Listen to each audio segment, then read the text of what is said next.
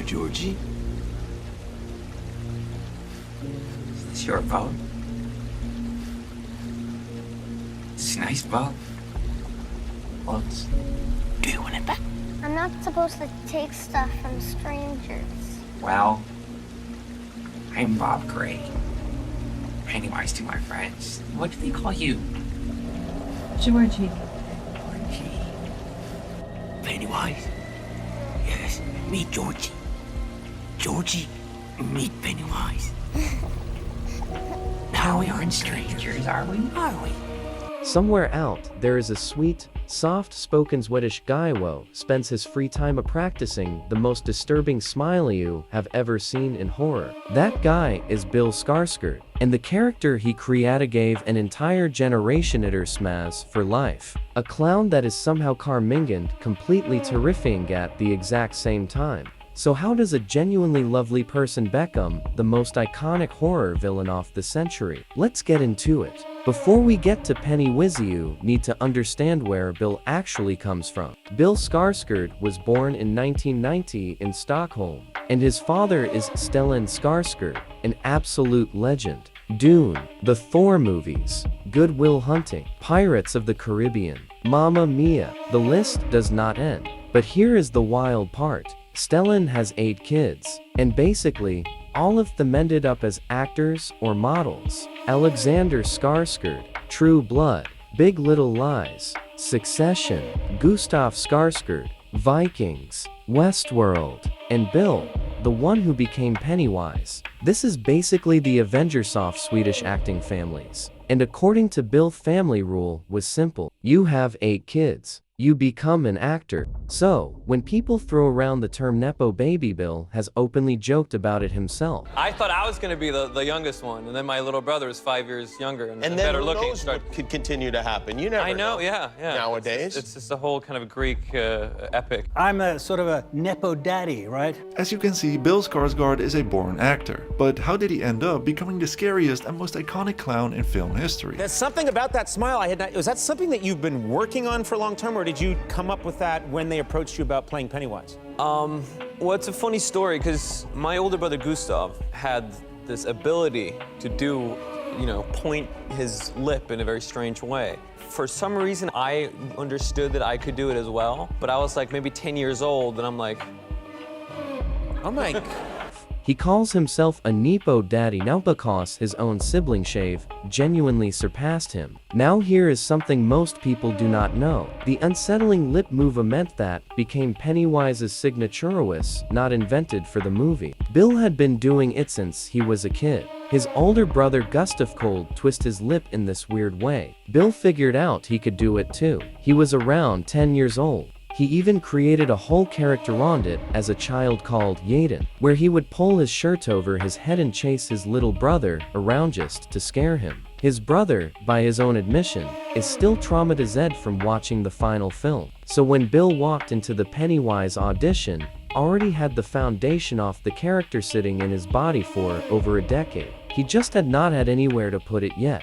Director Andy Muschietti saw over 160 audition tapes for Pennywise, a huge range of interpretations, but Bill stood out immediately for one specific reason. He was the only one who showed up in full makeup. Nobody told him to. He just decided that was the only way to actually understand the character. And to get to his audition, had to park his car and walk through the streets of Hollywood in full clown costume. He had a choice in that moment. Be self-conscious about it, or commit completely. He committed, walked straight through construction workers and pedestrians fully in character, and apparently Nabo Djevin looked twice. Because Hollywood, as he put it, is already full of clowns. Once he got the relief work really started, Bill broke down Pennywise intellectually first. What kind of entity is this? But he could not fully become the character until the makeup and costume were physically on him. The director asked him to come up with a laugh the night before filming a key scene. There was not one written into the script yet. So Bill sat in his car in full clown makeup and just drove through Hollywood looking like a maniac until he found the right sound. He wanted the voice itself to feel unpredictable, able to crack from a high pitch to something much deeper within the same sentence. And then there were the eyes. Pennywise's eyes shift color when he first meets Georgie, a manipulation tactic to put a child at ease right before the attack. Bill pushed for a wandering eye effect, something that could make Keith cute, innocent look suddenly feel deeply wrong. And it turned out actually had a slight lazy eye he could control on command. The kind of coincidencia director does not expect to get handed to them. The transformation took 3 to 4 hours of prosthetics every single morning. And once Bill was in full makeup, something strange happened on set. People could not act normal around him. Crew members who knew him well would just freeze up when he walked by in costume.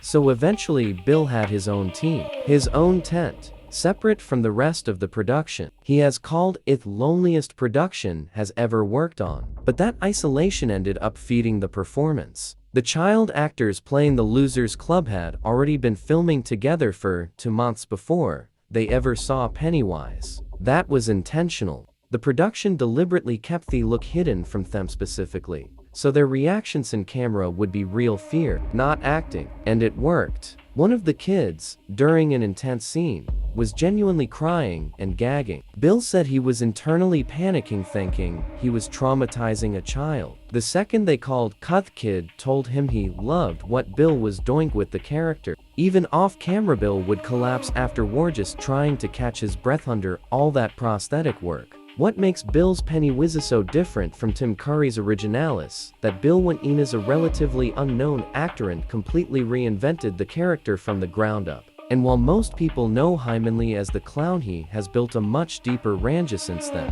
The Devil All the Time, a traumatized World War II veteran opposite Tom Holland, John Wick Chapter 4, The Marquis, The Crow remake, and Nosferatu in 2024, directed by Robert Eggers. Bill has said he wrote Eggerson almost embarrassingly sincere letter just to get a chance to work with him. And playing Count Orlok actually disturbed him even more than Pennywise did. Something darker and more maturanderneific. So, when people call Bill Skarsgård another Nepo Baba writing his father's name, it kind of misses the point entirely. He grew up with a facet that could twist into something terrifying since he was 10 years old. He walked into an audition already dressed as the character. He built the laugh, the eyes, the voice, largely from instinct and years of quietly practicing something nobody else thought was worth showing the world. Pennywise became a cultural icon, a meme, a horror legend.